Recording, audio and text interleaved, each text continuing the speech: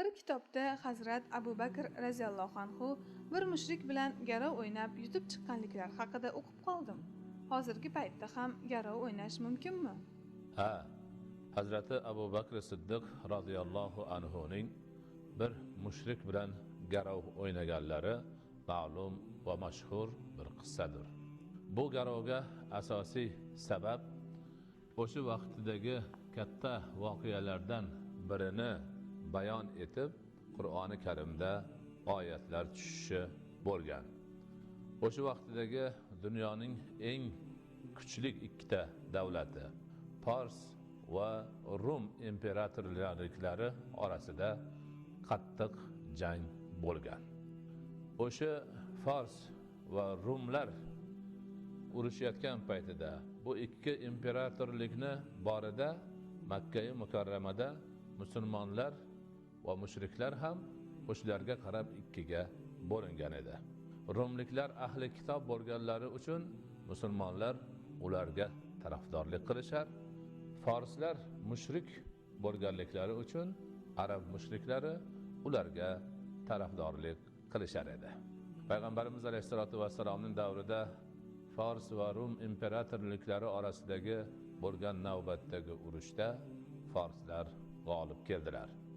Bundan ularning tarafdori bo'lgan arab mushriklari ham g'olib keldi. Musulmonlar ahli kitob mag'lub bo'lganlaridan mahzun bo'ldilar. Ana shunda Alloh subhanahu va taolo Rum surasining dastlabki oyatlarini tushirib, quyidagi marhamatni qildi. A'udhu billahi minash shaytonir rojim. Bismillahirrohmanirrohim. Alif lam mim. G'ulibatir rum fi adnal ardi va hum min ba'di g'alabihim sayaghlibun fi bid'i sinin. Alloh taolo bu oyatlarda xabar berdi. Alif lam mim. Rum mag'lub bo'ldi. Yerning bir tarafida. Ana ular, ya'ni Rumliklar o'zlarining mag'lub bo'lganlaridan so'ng tezda g'olib bo'lurlar bir necha yillarda. Mana shu oyat tushganda mushriklar istehzo bilan kuldilar. Qandoq qilib bugungi kunda sharmandalarcha mag'lub bo'lgan Rum imperatorligi dunyodagi eng baquvvat va ularni parchalab tashlagan Fors imperatorligidan bir necha yil o'tib g'olib kelishi mumkin degan savolni berdilar. Haqiqatdan voqelik bu ishni bo'lishini tasdiqlamas edi. O'sha paytda Fors imperatorligi juda ham baquvvat edi. Rumliklarni qaqshatqich zarba bilan mag'lub etgan edilar. Rumliklar mag'lub bo'lishni bo'yinlariga olgan, ularning o'zlari ham bir necha yildan so'ng forsliklarni mag'lub etishlariga ishonchlari yo'q edi.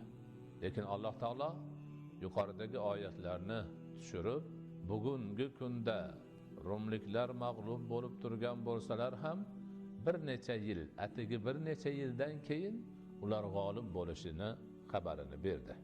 Bunda mushriklar kulishib aytdiki, mana Muhammadning Robbisi hech voqelikka to'g'ri kelmaydigan gapni aytyapti. Va bu hech qachon bo'lishi mumkin emas. Ko'ramiz, qani bo'ladimi, yo'qmi degan ma'nodagi gaplarni aytdi. Shunda Abu Bakr Siddiq radhiyallohu anhu sodiq mo'min musulmon o'laroq Qur'onda kelgan har bir so'zni, har bir oyatni tasdiq etib iymon keltirgan kishi o'laroq mushrikka qarshi gap ochdilar va albatta Qur'onda xabar berilgan narsa kelajakda bo'lishi muqarrar ekanligini gapirdilar. Oradagi tortishuv garov o'ynash bilan tugadi.